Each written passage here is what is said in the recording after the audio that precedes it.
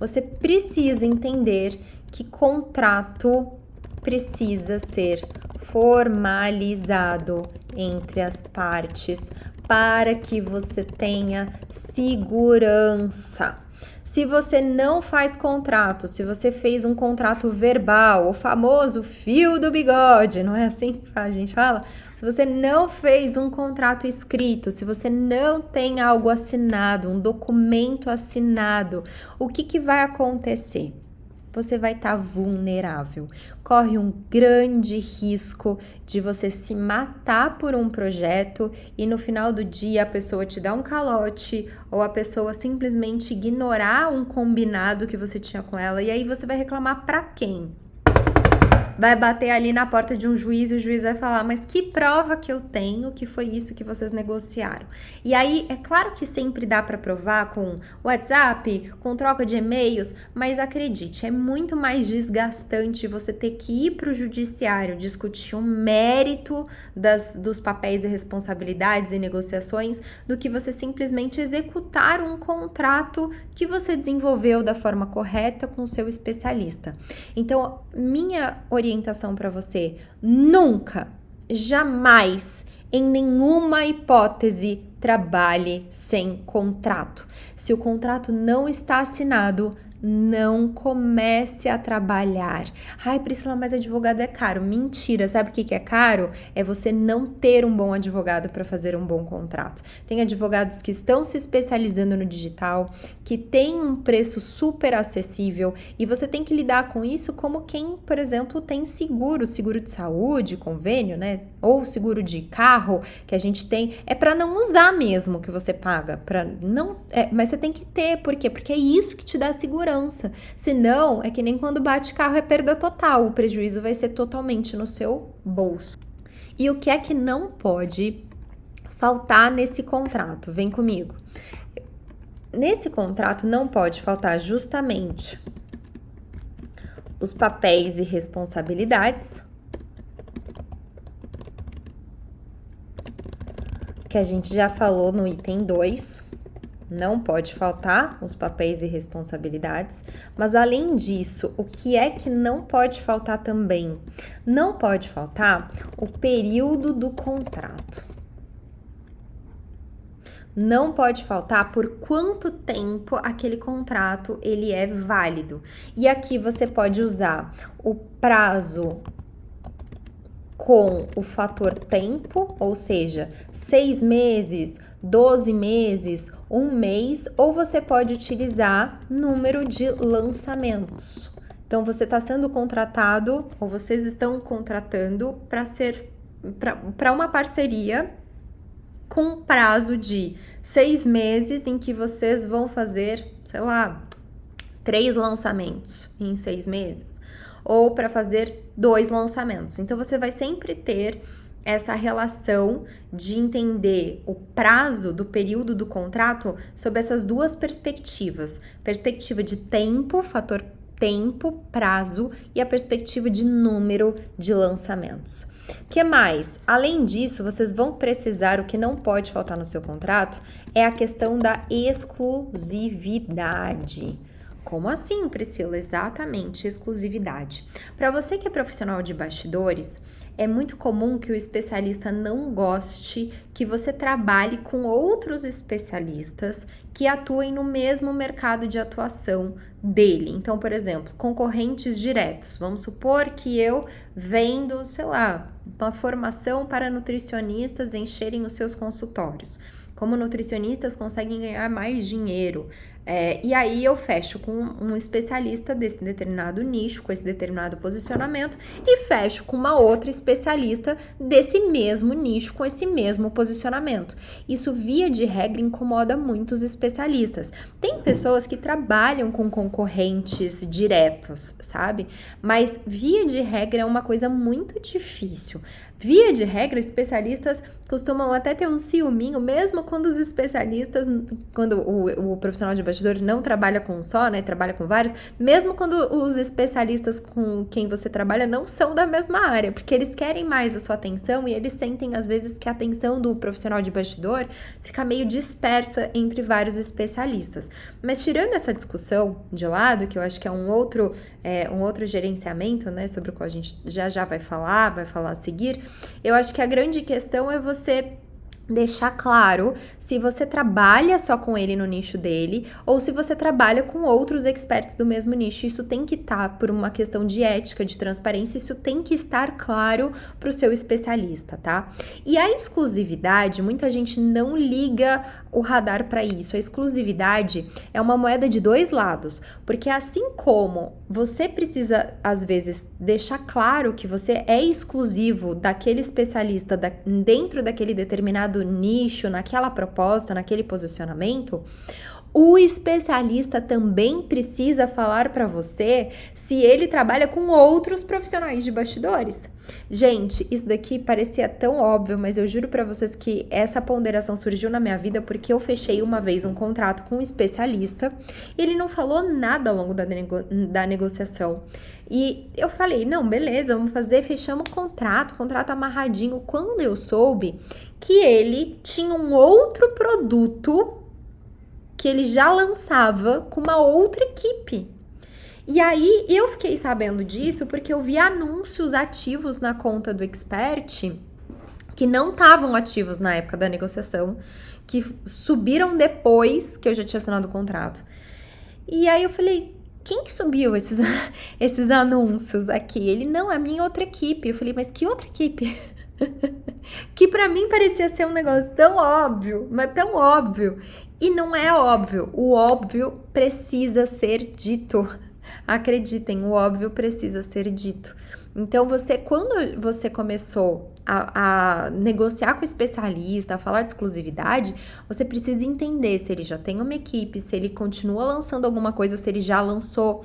E aí, quando você for falar de exclusividade, também pergunte para ele se ele tem uma equipe anterior, se essa relação que foi eventualmente encerrada, foi encerrada em bons termos, porque senão você vai ter dor de cabeça se a equipe anterior não passa para você as coisas direito.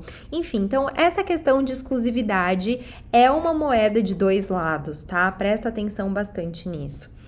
Uma outra coisa que você precisa colocar no seu contrato, a questão de quem paga o quê, quem investe quanto, onde. Então, principalmente tráfego e ferramentas.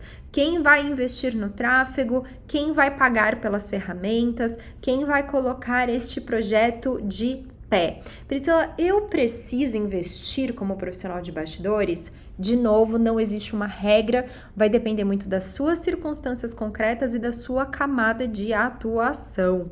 Mas eu gosto sempre de falar para vocês a verdade. Dinheiro numa negociação é poder. Toda vez que uma das partes investe sozinha, isso vai significar certamente que ela no risco, como ela está arriscando mais, ela na negociação de percentual, ela ali no risco, ela vai acabar tendo um percentual maior na negociação e é justo que seja assim, porque ela de fato está descapitalizando e investindo no projeto. Então, você pode ou não investir com o seu especialista, mas lembre-se, quem investe mais acaba tendo um retorno maior em termos de percentual lá na frente, tá? E se você não investe, deixar isso bem claro também para o seu expert, não tem problema nenhum, conheço um monte de gente que não investe e tá tudo bem, é só deixar bem claro. E aí, depois que a gente falou de quanto quem vai gastar em que momento, tem realmente agora o outro lado da moeda, que é a remuneração de cada uma das partes. Como que essas partes vão ser remuneradas? Você e o especialista. E quando eu falo de remuneração, eu tô falando de quanto, né? Então, vou colocar aqui percentual. Via de regra, o lançador, o profissional mais importante dos bastidores, recebe um percentual sobre o faturamento, sobre o projeto, sobre as vendas. Então, você vai ter que entender qual que vai ser o percentual, a forma de cálculo do percentual, se vai ser considerando o bruto ou o líquido, né? Se a gente vai tirar os impostos, se vai tirar o investimento de quem pagou ou não. E, de novo, não existe regra, tudo vai depender do caso concreto e da forma como você acha que é interessante que você negocie para você. E, finalmente, como vai acontecer o pagamento, inclusive datas, como é que as datas vão acontecer. Quando a gente está falando de lançamento, é muito comum a gente usar plataformas de checkout do tipo Hotmart, Eduz e tantas outras que existem por aí. E você tem um período de saque desses valores. É importante que no contrato você deixe muito claro como é que vai funcionar essa operação, essa logística de como é que a gente vai distribuir, quem vai ganhar o que, quando, como é que vai ser essa conta e como que a gente vai se pagar, depois de quanto tempo que a gente vai tirar esse dinheiro das nossas contas aí da Hotmart e etc. E para a gente terminar os 2 últimos itens obrigatórios, lembrando que você vai ter que levar tudo isso para um advogado, né? Existe a questão da propriedade intelectual, quem é dono da marca, quem é dono do produto que vai ser vendido, como é que isso vai ficar claro no contrato. Lembrando que se for um contrato de prestação de serviços, provavelmente a marca e todos os ativos vão ser do especialista, porque você é um mero prestador de serviços, ou se você é sócio do especialista, a gente está falando de um contrato muito mais complexo, que é um acordo entre sócios. Vocês vão ter que negociar a propriedade intelectual, quem vai ficar com o quê, caso a parceria se encerre. Por último, o encerramento. Como é que vai ser o encerramento do contrato?